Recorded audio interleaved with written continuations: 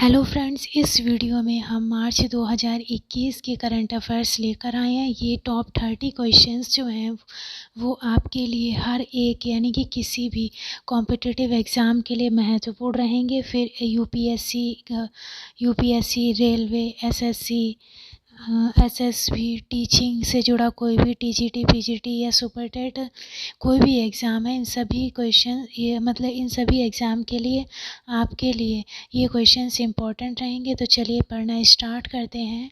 पहला क्वेश्चन को पढ़ना स्टार्ट करते हैं। भारत ने किस देश के साथ ब्रह्मोस मिसाइल समेत अन्य रक्षा उपकरणों की आपूर्ति हेतु समझौता किया है?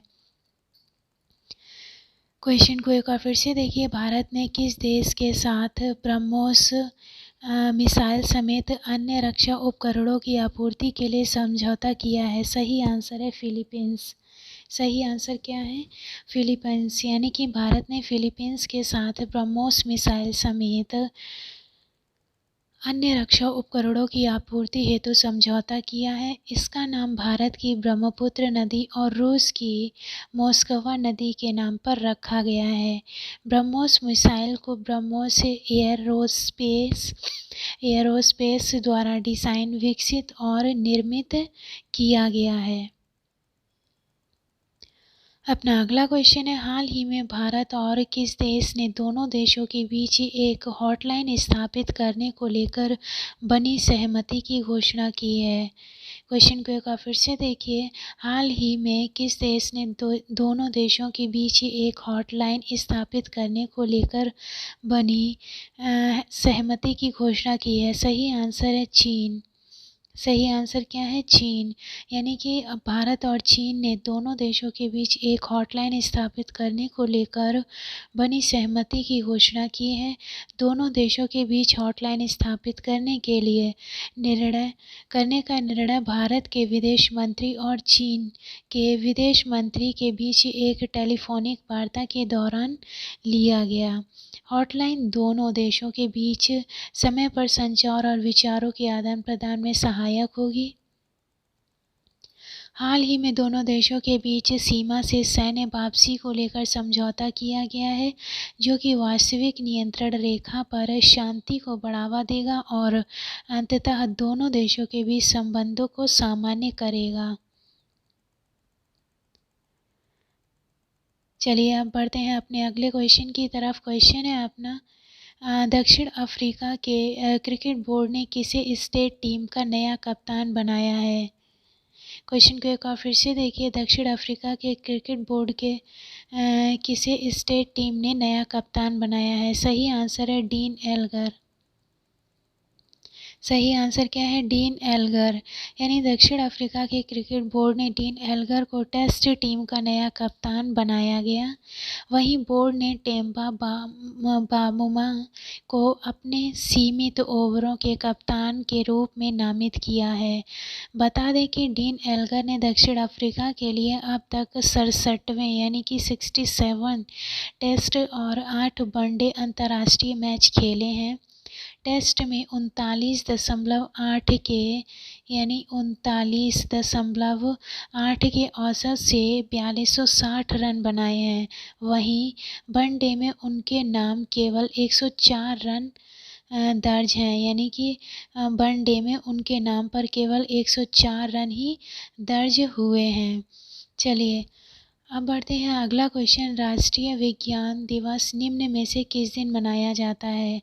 क्वेश्चन को एक बार फिर से देखिए। राष्ट्रीय विज्ञान दिवस निम्न में से किस दिन मनाया जाता है? सही आंसर है 28 फरवरी। सही आंसर क्या है? 28 फरवरी। यानी कि प्रतिवर्ष 28 फरवरी राष्ट्रीय विज्ञान दिवस मनाया जाता है। इस दिवस का उद्देश्य लोगों में विज्ञान के महत्व और इनके अनुप्रयोग का संदेश फैलाना है।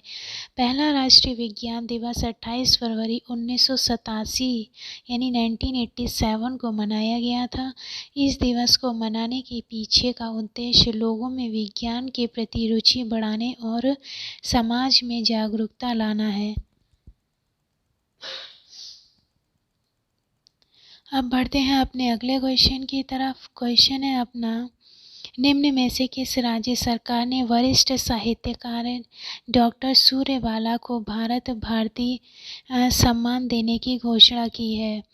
क्वेश्चन को एक बार फिर से देखिए, किस राज्य सरकार ने वरिष्ठ साहित्यकार डॉक्टर सूर्यवाला को भारत भारती सम्मान देने की घोषणा की है? सही आंसर है उत्तर प्रदेश।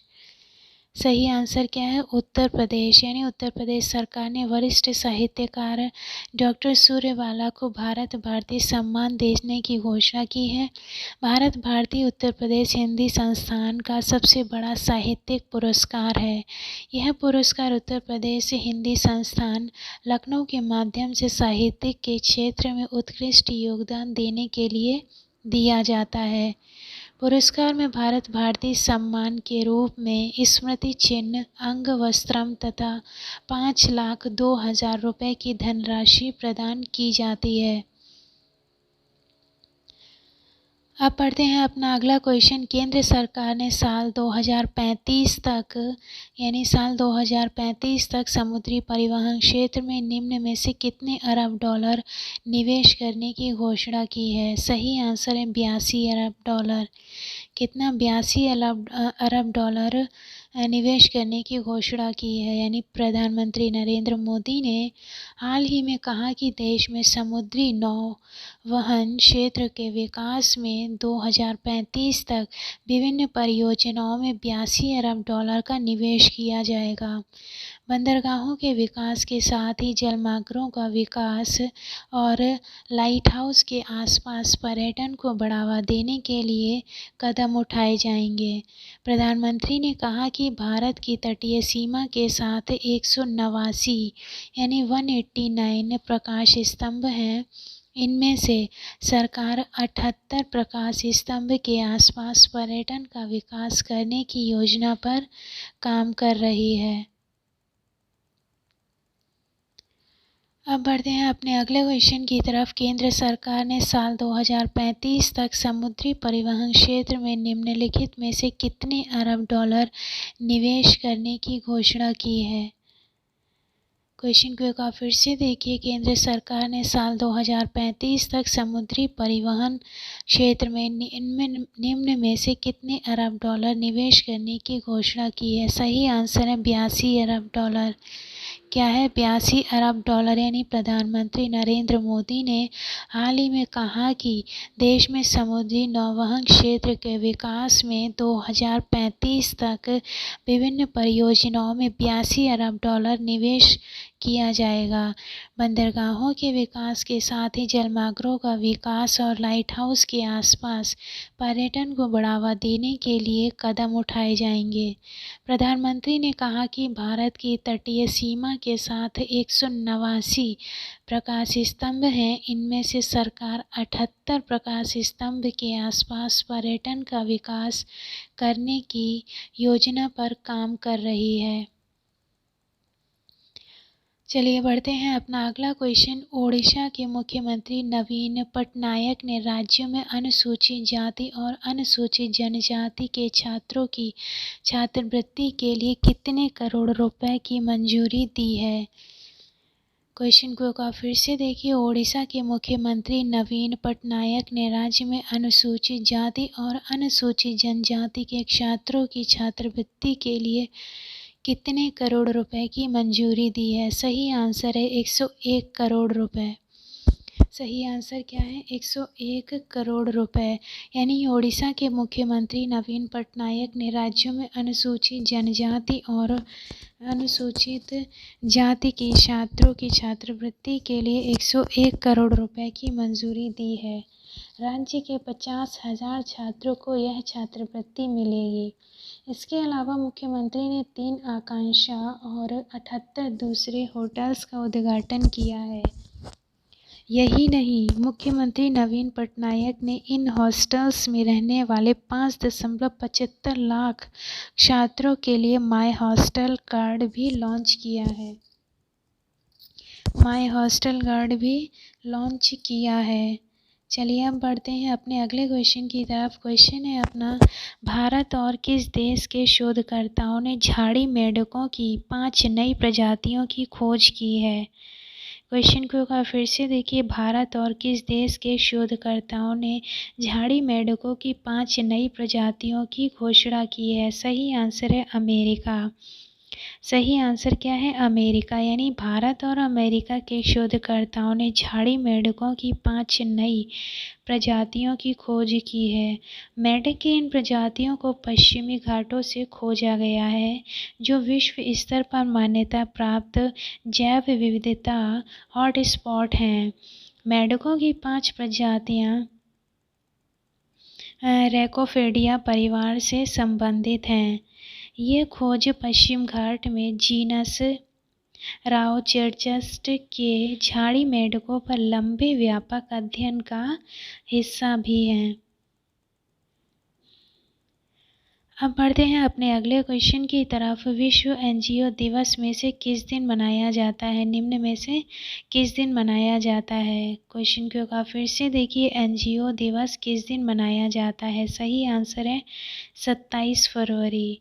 सही आंसर क्या है? 27 फरवरी। यानी कि हर साल 27 फरवरी को विश्व स्तर पर विश्व एनजीओ दिवस के रूप में मनाया जाता है। विश्व एनजीओ दिवस का उद्देश्य लोगों को एनजीओ के अंदर और अधिक सक्रिय रूप से शामिल होने के लिए प्रेरित करना है और एनजीओ और सार्वजनिक और निजी क्षेत्र दोनों के बीच अधिक से अधिक सहजीवन को प्रोत्साहित करना है।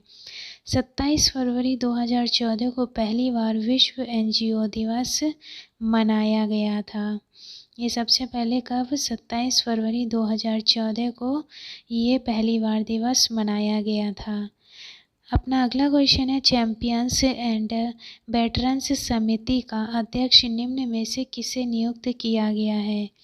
क्वेश्चन को का फिर से देखिए, चैंपियंस एंड वेटरन्स समिति का अध्यक्ष निम्न में से किसे नियुक्त किया गया है? सही आंसर है MC मैरी कॉम। सही आंसर क्या है? MC मैरी कॉम। यानी कि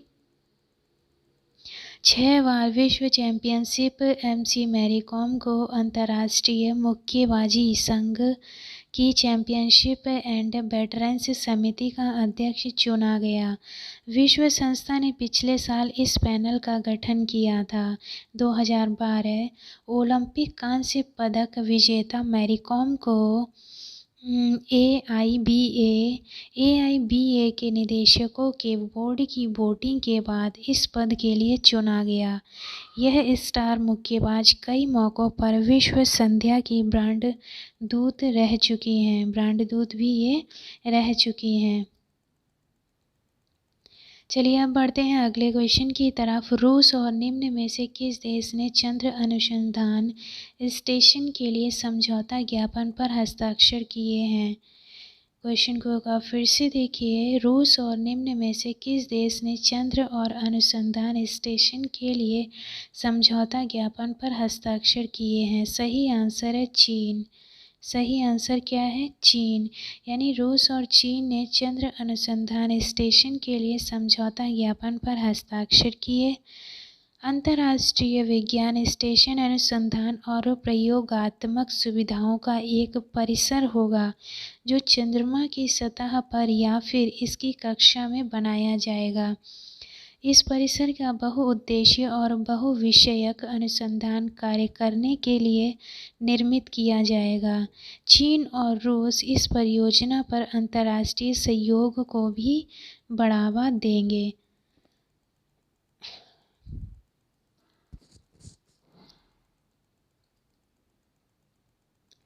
चलिए पढ़ते हैं अपना अगला क्वेश्चन। राष्ट्रीय टीकाकरण दिवस निम्न में से किस दिन मनाया जाता है? क्वेश्चन को एक बार फिर से देखिए, राष्ट्रीय टीकाकरण दिवस किस दिन मनाया जाता है? सही आंसर है 16 मार्च। सही आंसर क्या है? 16 मार्च। यानी कि भारत में हर साल 16 मार्च राष्ट्रीय टीकाकरण दिवस के रूप में मनाया जाता है, जिसे नेशनल वैक्सीनेशन डे भी बोलते हैं। राष्ट्रीय टीकाकरण दिवस पहली बार 16 मार्च 1995 में मनाया गया था। इस दिन भारत में साल 1995 में मुंह के जरिए पोलियो वैक्सीन की पहली खुराक दी गई थी। भारत को पोलियो को जड़ से ख़त्म करने का अभियान पल्स पोलियो कैंपेन के जरिए सरकार द्वारा शुरू किया गया था। अपना अगला क्वेश्चन है, हाल ही में किस राज्य के नर्मदा जिले के केवड़िया में स्थित स्टैच्यू ऑफ यूनिटी को देखने आने वाले पर्यटकों की संख्या 50 लाख से अधिक हो चुकी है? क्वेश्चन को एक बार फिर से देखिए, किस राज्य के नर्मदा जिले के केवड़िया में स्थित स्टैच्यू ऑफ यूनिटी को देखने आने वाले पर्यटकों की संख्या 50 लाख से अधिक हो चुकी है? सही आंसर है गुजरात। सही आंसर क्या है? गुजरात। यानी कि गुजरात के नर्मदा जिले के केवड़िया में स्थित स्टैच्यू ऑफ यूनिटी को देखने आने वाले पर्यटकों की संख्या 50 लाख से अधिक हो चुकी है। स्टैच्यू ऑफ यूनिटी का निर्माण सरदार वल्लभ भाई पटेल के सम्मान में किया गया है। स्वतंत्र भारत में 560 रियासतों को एकजुट करने का श्रेय सरदार पटेल को दिया जाता है, इसलिए इस प्रतिमा का नाम स्टैच्यू ऑफ यूनिटी रखा गया है। अपना अगला क्वेश्चन है, उपभोक्ता मामले खाद्य एवं सार्वजनिक वितरण मंत्रालय ने प्रवासी मजदूरों की मदद हेतु किस ऐप को लॉन्च किया है? क्वेश्चन को एक बार फिर से देखिए, उपभोक्ता मामले खाद्य एवं सार्वजनिक वितरण मंत्रालय ने प्रवासी मजदूरों की मदद हेतु किस ऐप को लॉन्च किया है? मेरा राशन ऐप। सही आंसर है मेरा राशन ऐप। यानी सरकार ने प्रवासी मजदूरों की मदद के लिए राशन ऐप लॉन्च किया है।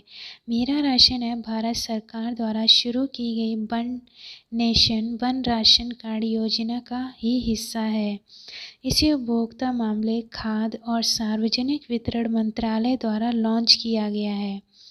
इस ऐप के ज़रिए ऐसे मज़दूरों को काफ़ी मदद मिलेगी जो काम के सिलसिले में एक जगह से दूसरी जगह जाते रहते हैं।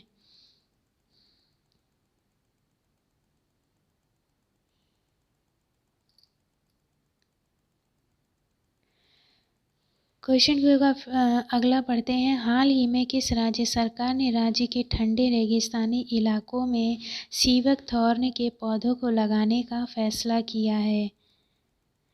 क्वेश्चन को एक बार फिर से देखिए, किस राज्य सरकार ने राज्य के ठंडे रेगिस्तानी इलाकों में सीवक थॉर्न के पौधों को लगाने का फैसला किया है? सही आंसर है हिमाचल प्रदेश। सही आंसर क्या है? हिमाचल प्रदेश। हिमाचल प्रदेश सरकार ने राज्य के ठंडे रेगिस्तानी इलाकों में सीवक थॉर्न के पौधों को लगाने का फैसला किया है। यह एक झाड़ी होती है जो नारंगी पीले रंग की खाने योग्य बेरों का उत्पादन करती है। भारत में यह पौधा हिमालय क्षेत्र में ट्री लाइन से ऊपर पाया जाता है। सीवक थॉर्न का पौधा मिट्टी को बांधे रखने में मदद करता है, जो मिट्टी के क्षरण को रोकता है।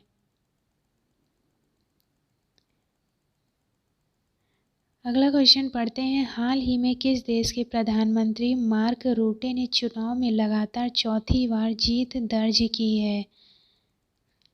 क्वेश्चन को एक बार फिर से देखिए, हाल ही में किस देश के प्रधानमंत्री मार्क रूटे ने चुनाव में लगातार चौथी बार जीत दर्ज की है? सही आंसर है नीदरलैंड। सही आंसर क्या है? नीदरलैंड। यानी नीदरलैंड में प्रधानमंत्री मार्क रूटे ने लगातार चौथी बार आम चुनावों में अपनी पार्टी को जीत दिलाई है। लॉकडाउन के बीच 17 मार्च 2021 को नई संसद को चुनने के लिए वोट डाले गए और रूटे की पार्टी सबसे बड़े दल के तौर पर उभर रही है। क्वेश्चन है अपना अगला, निम्न में से किस देश ने दुनिया का सबसे बड़ा तैरता हुआ सौर फार्म बनाने की घोषणा की है? क्वेश्चन को एक बार फिर से देखिए, निम्न में से किस देश ने दुनिया का सबसे बड़ा तैरता हुआ सौर फार्म बनाने की घोषणा की है? सही आंसर है सिंगापुर। सही आंसर क्या है? सिंगापुर। यानी सिंगापुर ने दुनिया का सबसे बड़ा तैरता हुआ सौर फार्म बनाने की घोषणा की है। सिंगापुर एशिया में सबसे बड़ी प्रति व्यक्ति कार्बन डाइऑक्साइड उत्सर्जकों में से एक है।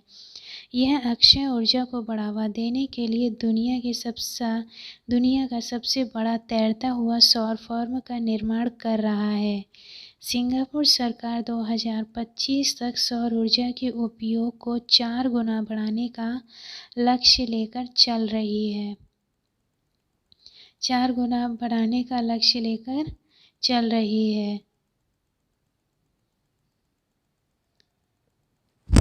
आगे क्वेश्चन देखते हैं। भारतीय क्रिकेट टीम के किस पूर्व कप्तान को भारतीय पेशेवर गोल्फ टूर के बोर्ड में सदस्य के रूप में शामिल किया गया?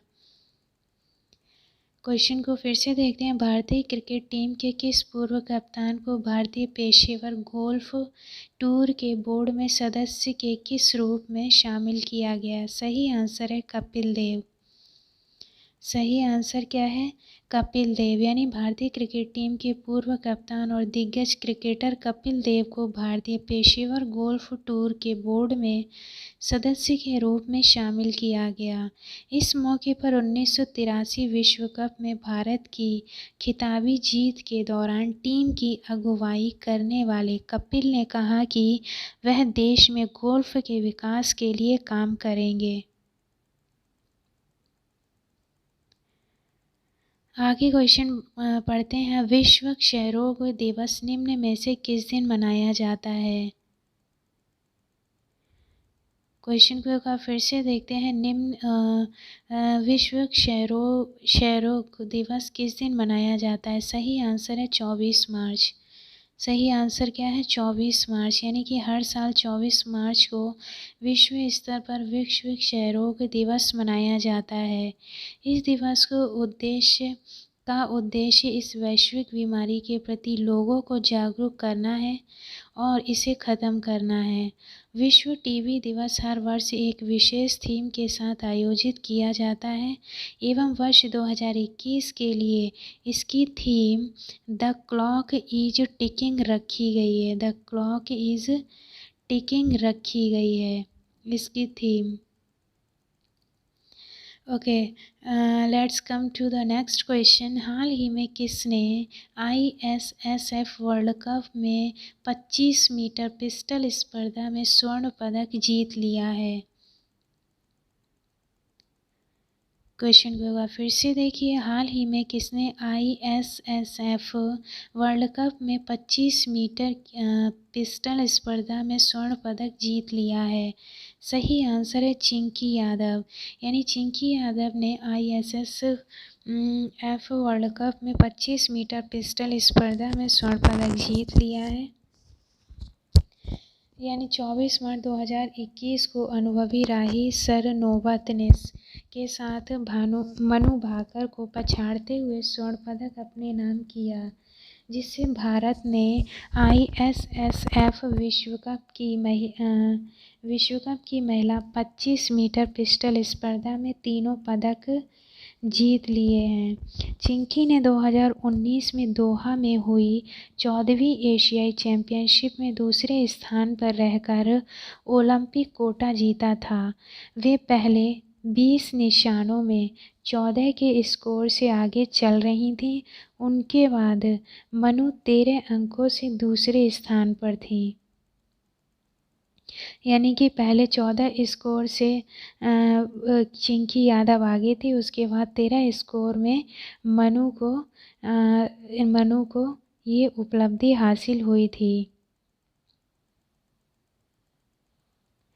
आगे क्वेश्चन है। विश्व जल दिवस निम्न में से किस दिन मनाया जाता है? क्वेश्चन है विश्व जल दिवस निम्न में से किस दिन मनाया जाता है? सही आंसर है 22 मार्च। सही आंसर क्या है? 22 मार्च। यानी कि 22 मार्च को विश्व जल दिवस मनाया जाता है। विश्व जल दिवस, जिसे इंग्लिश में वर्ल्ड वाटर डे भी बोलते हैं, को मनाने का मुख्य उद्देश्य विश्व भर में पीने के पानी की आपूर्ति करना और उसका महत्व समझाने का है। दुनिया को पानी की ज़रूरत को समझाने के उद्देश्य से ही विश्व जल दिवस को मनाने की प्रथा शुरू हुई है। गाइस आगे क्वेश्चन है, हाल ही में भारत और किस देश के मध्य स्थायी सिंधु आयोग की 116वीं बैठक नई दिल्ली में संपन्न हुई। क्वेश्चन को एक बार फिर से देखिए, हाल ही में भारत और किस देश के मध्य स्थायी सिंधु आयोग की 116वीं बैठक नई दिल्ली में संपन्न हुई। सही आंसर है पाकिस्तान। सही आंसर क्या है? पाकिस्तान। यानी भारत और पाकिस्तान के मध्य स्थायी सिंधु आयोग, जिसे परमानेंट इंडस कमीशन बोला जाता है, की 116वीं बैठक नई दिल्ली में संपन्न हुई। यह भारत और पाकिस्तान के अधिकारियों का एक द्विपक्षीय आयोग है, जिसे सिंधु जल संधि यानी वर्ष 1960 के कार्यान्वयन और लक्ष्यों को प्राप्त करने हेतु बनाया गया था। सिंधु जल संधि के अनुसार आयोग वर्ष में कम से कम एक बार नियमित तौर पर भारत और पाकिस्तान में बैठक करेगा।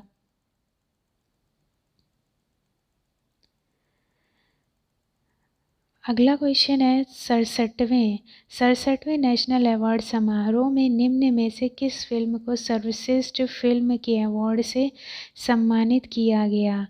क्वेश्चन को एक बार फिर से देखिए, 67वें नेशनल अवार्ड समारोह में निम्न में से किस फिल्म को अवार्ड से सम्मानित किया गया। सही आंसर है छिछोरे। ये सुशांत सिंह की ये मूवी थी, काफ़ी मतलब सुपर डुपर हिट गई है। ये छिछोरे मूवी को ही 66 के बाद 67वें नंबर पर इस नेशनल अवार्ड से सम्मानित किया गया था। उसके बाद 2019 के लिए दिवंगत अभिनेता सुशांत सिंह राजपूत की फिल्म छिछोरे, जो कि अभी हमने बताया था, को बेस्ट हिंदी फिल्म का अवार्ड मिला है। नितेश तिवारी निर्देशित छिछोरे में सुशांत के साथ श्रद्धा कपूर, वरुण शर्मा, ताहिर राज भसीन ने मुख्य भूमिकाएं निभाई थीं। यह फिल्म 2019 में रिलीज़ हुई थी। यह फिल्म जीवन में कभी न हार मानने का संदेश मतलब देने के लिए बेहद मनोरंजक ढंग से वो प्रदर्शित की गई है। यानी कि ज़िंदगी में हमें कभी हार नहीं माननी चाहिए। इसी उद्देश्य को ये फिल्म पारित करती है। समस्याएं जो भी हों, हमें हर समस्या से लड़ना चाहिए। चलिए अब बढ़ते हैं अपने अगले क्वेश्चन की तरफ। विश्व रंगमंच दिवस निम्न में से किस दिन मनाया जाता है। क्वेश्चन को एक बार फिर से देखिए, विश्व रंगमंच दिवस वर्ल्ड थिएटर डे किस दिन मनाया जाता है। सही आंसर है 27 मार्च। सही आंसर क्या है? 27 मार्च। यानी कि 27 मार्च को ये रंगमंच दिवस मनाया जाता है। विश्व वर्ष 1961 में नेशनल थिएटर इंस्टीट्यूट ने इस दिन की स्थापना की थी। हर साल दुनिया भर में इस दिन राष्ट्रीय और अंतर्राष्ट्रीय थिएटर समारोह होते हैं। विश्व रंगमंच दिवस मनाने का उद्देश्य लोगों में थिएटर को लेकर जागरूकता लाना और थिएटर की अहमियत याद दिलाना है।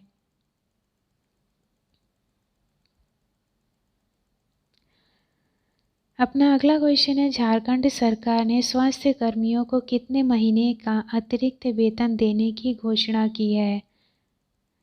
क्वेश्चन को एक बार फिर से देखिए, झारखंड सरकार ने स्वास्थ्य कर्मियों को कितने महीने का अतिरिक्त वेतन देने की घोषणा की है। सही आंसर है 1 महीने। यानी कि 1 महीने का अतिरिक्त वेतन स्वास्थ्य कर्मियों को दिया जाएगा। ये झारखंड सरकार के द्वारा ये नियम पारित किया गया है।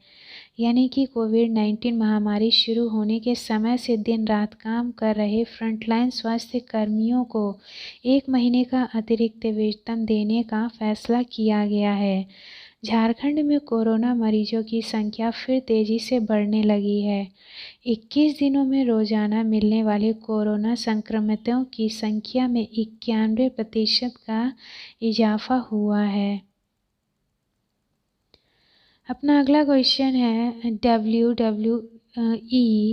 WWE ने किस भारतीय रेसलर को हॉल ऑफ फेम 2021 में शामिल किया है।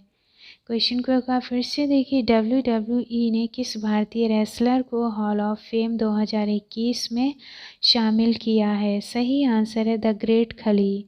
द ग्रेट खली को हॉल ऑफ फेम 2021 में शामिल कर लिया गया है। इसमें मतलब कि इसके मुताबिक WWE के मुताबिक दिलीप सिंह राणा उर्फ द ग्रेट खली को, यानी इनका नाम क्या है, दिलीप सिंह राणा उर्फ द ग्रेट खली को हॉल ऑफ फेम 2021 में शामिल किया जा रहा है। द ग्रेट खली के साथ अंडरटेकर और केन के भी हॉल ऑफ फेम 2021 में शामिल किए जाने की घोषणा की गई है। द ग्रेट खली ने साल 2006 के अप्रैल में स्मैकडाउन में एंट्री की थी। अपना अगला क्वेश्चन है, हाल ही में किस राज्य सरकार ने पीड़ित जानवरों को पशु स्वास्थ्य सेवा प्रदान करने हेतु भारत का पहला एम्बुलेंस नेटवर्क स्थापित करने की घोषणा की है? क्वेश्चन को एक बार फिर से देखिए, हाल ही में किस राज्य सरकार ने पीड़ित जानवरों को पशु स्वास्थ्य सेवा प्रदान करने हेतु भारत का पहला एम्बुलेंस नेटवर्क स्थापित करने की घोषणा की है? सही आंसर है आंध्र प्रदेश। सही आंसर क्या है? आंध्र प्रदेश। यानी आंध्र प्रदेश ने पीड़ित जानवरों को पशु स्वास्थ्य सेवा प्रदान करने के लिए भारत का पहला एम्बुलेंस नेटवर्क स्थापित करने की घोषणा की है। आंध्र प्रदेश सरकार काफ़ी समय से जानवरों की मदद के लिए नए नए स्टेप्स लेती आई है। इस प्लान के तहत राज्य में कुल 175 मोबाइल एम्बुलेंस शुरू करने की तैयारी की गई है। इमरजेंसी केस में एम्बुलेंस में रखे किट से ऑन द स्पॉट जानवरों का इलाज किया जाएगा। बढ़ते हैं अपने अगले क्वेश्चन की ओर। शहीद दिवस निम्न में से किस दिन मनाया जाता है? क्वेश्चन को एक बार फिर से देखिए, शहीद निम्न दिवस किस दिन मनाया जाता है? शहीद दिवस 23 मार्च को शहीद दिवस मनाया जाता है। यानी कि अंग्रेज हुकूमत ने 23 मार्च 1971 की मध्य रात्रि को भारत के 3 सपूतों भगत सिंह, सुखदेव और राजगुरु को फांसी पर लटका दिया था। इस बलिदान को याद करने के लिए इस दिन को 23 मार्च देश भर में शहीद दिवस के रूप में मनाया जाता है। भगत सिंह केवल 23 साल के थे जब उन्हें फांसी दी गई थी, लेकिन उनके क्रांतिकारी विचार बहुत व्यापक थे। यानी कि 23 मार्च को फांसी हुई और भगत सिंह उस टाइम पे 23 साल की उम्र में चल रहे थे। तो फ्रेंड्स, ये थे मार्च 2021 के करंट अफेयर्स। ये करंट अफेयर्स आपके हर एक एग्ज़ाम के लिए महत्वपूर्ण हैं। हम इसीलिए मतलब हर महीने हर मंथली करंट अफेयर्स लेकर आते हैं। इसीलिए हम चाहेंगे आप हमारे चैनल को सब्सक्राइब कीजिए, साथ ही साथ बेल आइकन को भी प्रेस कीजिए, जिससे कि हम आपको मंथली और वीकली करंट अफेयर्स के नोटिफिकेशंस दे सकें।